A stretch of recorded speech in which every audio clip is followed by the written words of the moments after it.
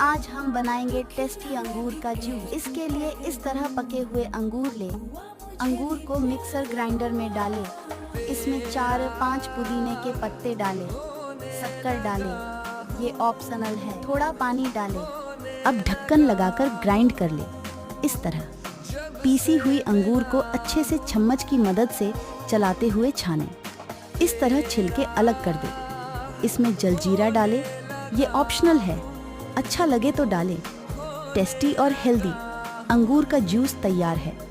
Video अच्छा लगा तो लाइक, शेयर और सब्सक्राइब ज़रूर करें।